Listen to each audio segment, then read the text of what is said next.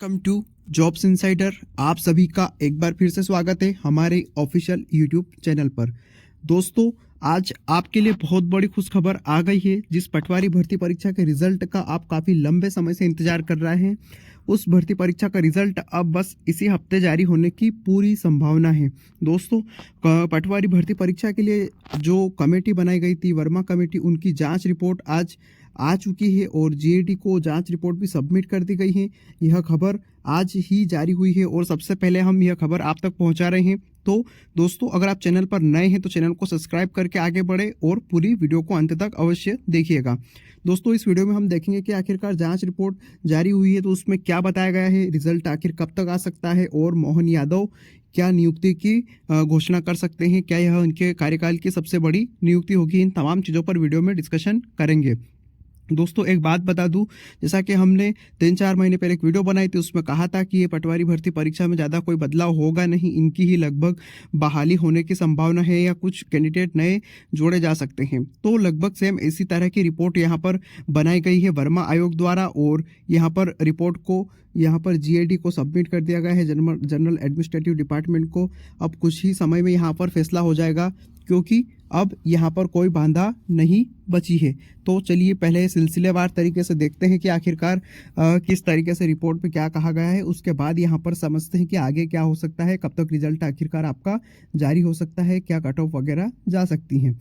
तो दोस्तों, यहाँ पर मैंने आज का दैनिक भास्कर समाचार पत्र में खबर प्रकाशित हुई है, भोपाल 31/4/2024 की आज की ही खबर है। दोस्तों, मैं यहाँ पर ओपन कर रखा है। इसमें इन्होंने कहा है पटवारी भर्ती घोटाला जांच रिपोर्ट जीएडी को सौंपी, विधानसभा सत्र में रखी जाएगी। साल 2023 का जो बहुचर्चित पटवारी भर्ती घोटाला की जो रिपोर्ट सामान्य प्रशासन विभाग की को सौंप दी गई है। रिपोर्ट को अब सरकार आगामी सत्र में सदन के पटल पर रखेगी। जुलाई में घोटाला सामने आने के बाद इन्होंने ये बात रखी। दोस्तों, यहाँ पर मैं आपको जूम करके थोड़ा बता देता हूँ। जुलाई में घोटाला सामने आने पर राष्ट्रीय स्तर की सुर्खियां बन गई थी। तब सरकार ने हाईकोर्ट के रिटायर्ड जज जो है राजेंद्र वर्मा को ये जांच सौंपी थी। साथ ही चयनित पटवारियों को पोस्टिंग पर रोक लगा दी गई थी। अब तक जांच रिपोर्ट न आने से चयनित 9,073 उम्मीदवारों को कोई पोस्टिंग नहीं दी गई। उम्मीदवार लगातार इसके विरोध में धरना प्रदर्शन कर रहे हैं। पटवारी भर्ती परीक्षा 2022 के रिजल्ट में टॉप 10 स्टूडेंट की जो फर्जीवाड़ा हुआ था उसे शामिल कर लिया गया है। यहाँ पर उन चीज़ों को बारे में बताया गया है। तो उसके बाद यहाँ पर 8 महीने की जांच हुई। उसमें क्या क्या हुआ दोस्तों, यहाँ पर इंदौर, जबलपुर, रीवा सहित अन्य संभागों के छात्रों ने वाल्मीकि में बने जांच आयोग के दफ्तर में जाकर अपने बयान दर्ज कराए। धांधली की आशंका वाले कई तथ्य पेश किए, लेकिन इसके पक्ष में कोई सबूत पेश नहीं कर पाए।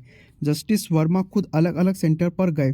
दोस्तों, ये कैसी बात है कि छात्रों से ही सबूत मांगी गई कि आप सबूत दो कि यहाँ पर धांधली हुई, जबकि सिस्टम के एक्सेस वगैरह तो सब यहाँ पर व्यापम के पास में थी। यहाँ पर छात्रों से सबूत मांगे गए तो छात्र कहाँ से सबूत देंगे, उन्हें तो सिर्फ इतना पता है कि इस तरह से चीज़ें यहाँ पर हुई हैं। जस्टिस वर्मा ने, देखो दोस्तों, यहाँ पर मैं आपको और जूम करके बता देता हूँ। जस्टिस वर्मा ने ग्वालियर के जो एनआरआई कॉलेज है, कुछ परीक्षा सेंटर की भी जांच की। इस पर व्यापम से मांग की गई जानकारी, पूरी प्रक्रिया को वेरीफाई किया गया। इसमें यह बताया गया कि किसी सॉफ्टवेयर की मदद से कोई सिस्टम को रिमोट पर ले, बस यह धांधली की आशंका है। बाकी सिक्योरिटी प्रोटोकॉल में कोई बड़ी गड़बड़ी नजर नहीं आ रही, लेकिन सिस्टम को रिमोट पर ले जाने से संबंध में कोई पुख्ता साक्ष्य उपलब्ध नहीं हो सके। बाकी जो टॉप 10 में जो लोग आए हैं उनके बारे में इन्होंने कुछ नहीं बताया, ना कि इन्होंने यह बताया कि ये लोग कैसे सिलेक्ट हो गए, एक ही सेंटर से क्यों सिलेक्ट हो गए, इन चीज़ों के बारे में नहीं बताया। आप इस पैराग्राफ को एक बार ठीक से पुनः पढ़िए। यहाँ पर इन्होंने लिखा कि इसमें व्यापम से मांगी गई जानकारी, यहाँ की पूरी प्रक्रिया को वेरीफाई किया गया। इसके बाद किसी खास सॉफ्टवेयर की मदद से वो सिस्टम को रिमोट पर ले ले, बस यही धांधली की आशंका है, लेकिन ऐसा इन्होंने बताया नहीं कि ऐसा हुआ। बाकी सिक्योरिटी प्रोटोकॉल में कोई भी गड़बड़ी यहाँ पर नज़र नहीं आई, लेकिन सिस्टम को रिमोट पर ले जाने के संबंध में कोई पुख्ता साक्ष्य उपलब्ध नहीं हुए। तो कुल मिला के लिपापोती वाली ही बात है दोस्तों। जांच कमेटी ने इस तरह से तो देखकर किसी भी तरह की कोई जांच नहीं कि यहाँ पर और वैसा कुछ भी नहीं दिखा कि यहाँ पर कोई जांच जैसा हुआ। तो यहाँ पर एक तरह से लिपापोती जैसी ही बात हुई। उसके बाद यहाँ पर सरकार क्या एक्शन ले सकती है यह देखते हैं। तो जांच रिपोर्ट पर सरकार लेगी फैसला। यहाँ पर जो हमारे जो मुख्यमंत्री हैं, नए मध्य प्रदेश के मुखिया जो है डॉक्टर मोहन यादव, मुख्यमंत्री बनने के बाद रोजगार के मसले पर यह सबसे अहम फैसला होगा उनका। मुख्यमंत्री जांच रिपोर्ट पढ़ने के बाद खुद तय करेंगे कि भर्ती प्रक्रिया रद्द की जाए या चयनित उम्मीदवारों की नियुक्ति की प्रक्रिया शुरू की जाए। दोनों ही चीज़ें उनके हाथ में हैं। जो कॉलेज था वो भी बीजेपी के पूर्व विधायक का कॉलेज था, और जो सरकार थी वो भी बीजेपी की थी यहाँ पर। तो दोस्तों ये तमाम चीज़ें यहाँ पर सरकार के तरफ से ही थी। उसमें उन्होंने सरकार से जुड़े सूत्रों का कहना है कि मुख्यमंत्री चूँकि 26 जनवरी जो भी गई हैं उस पर 28,000 नियुक्तियों की बात कह चुके हैं। ऐसे में लोकसभा चुनाव से पहले वे नियुक्तियों को हरी झंडी दे सकते हैं। यदि वे जांच रिपोर्ट के बिंदुओं के आधार पर भर्ती प्रक्रिया को रद्द करने का निर्णय लेंगे तो इससे यह मैसेज भी जा सकता है कि पूर्व मुख्यमंत्री शिवराज सिंह चौहान के कार्यकाल की गड़बड़ियां यहाँ पर इन्होंने क्लियर की हैं।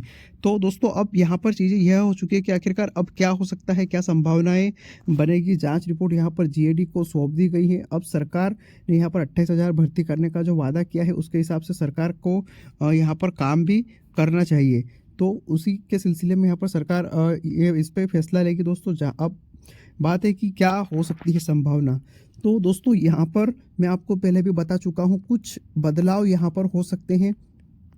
कुछ कैंडिडेट का कैंडिडेचर रद्द करके यहाँ पर एक सेंटर की एग्ज़ाम वापस से कराई जा सकती है, ऐसी संभावना बनती है। लेकिन यहाँ पर पूरी भर्ती निरस्त होगी ऐसा बिल्कुल भी नहीं होगा। किसी भी हाल में भर्ती परीक्षा यहाँ पर अब निरस्त होती हुई नहीं दिखाई दे रही है। तो आप जो होप लेके बैठे हैं कि नंबर कट ऑफ का कम हो जाएगा, ये हो जाएगा, ऐसी संभावना अब यहाँ पर समाप्त हो चुकी है, ऐसा बिल्कुल भी नहीं लग रहा है रिपोर्ट को देखते हुए। तो जीएडी की रिपोर्ट से तो यह चीज़ें क्लियर हो चुकी है दोस्तों कि यहाँ पर पटवारी भर्ती परीक्षा में कोई भी परिवर्तन नहीं होने वाला है। और वही जो कैंडिडेट है जिनको मध्य प्रदेश के मुख्यमंत्री के नाम पता नहीं, जिनको मध्य प्रदेश की राजधानी पता नहीं है, ऐसे ही कैंडिडेट यहाँ पर टॉपर के रूप में ज्वाइनिंग लेंगे, और इसी तरह से यहाँ पर ऐसा प्रदेश में चलता रहेगा। तो जांच रिपोर्ट जो थी कुल मिला के यहाँ पर ऐसा हो लगा कि यहाँ पर सिर्फ चुनाव के माहौल में आंदोलन को ठंडा करने के लिए की गई थी, और उस तरह से यहाँ पर चीज़ें हुई हैं। बाकी यहाँ पर माननीय मुख्यमंत्री जी जो है सीएम मध्य प्रदेश के, उनके हाथ में फैसला है। अब देखना होगा कि उन्होंने वो किस तरह से डिसीजन लेते हैं, क्योंकि पूर्व मुख्यमंत्री जी तो हर साल 1-1 लाख भर्ती देने का वादा करते थे, लेकिन इस बार जो माननीय मुख्यमंत्री जी है जिन्होंने इस तरह से काम किया है, एमपीपीएससी के कैंडिडेट को यहाँ पर नियुक्ति दी है, और उसके अलावा यहाँ पर जो सब ग्रुप का रिजल्ट आया है एकदम फेयर तरीके से, उससे लगता है तो कि कुछ न कुछ अच्छा फैसला भी लिया जा सकता है। क्योंकि पहले की तरह यहाँ पर हवाई बात अभी तक यहाँ पर नहीं की जा रही है मुख्यमंत्री जी द्वारा। यहाँ पर संभावनाएं ज़रूर बन रही है कि कुछ अच्छे डिसीजन लिए जाएंगे। तो दोस्तों आशा बनाए रखिए, हो सकता है आपका चयन हो, यहाँ पर कुछ कट ऑफ पे उठा पड़ता हो, कुछ देखने को मिले।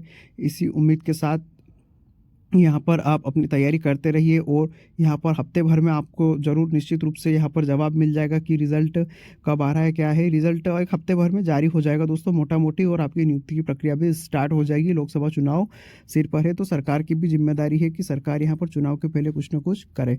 तो चलिए साथियों, वीडियो को यहीं समाप्त करते हैं। महत्वपूर्ण अपडेट थी, सबसे पहले खबर को आप तक पहुँचाया, और वीडियो में यहाँ तक बने रहने के लिए आप सभी का धन्यवाद। मिलते हैं नई खबर में किसी नई वीडियो के साथ, तो तब तक के लिए धन्यवाद।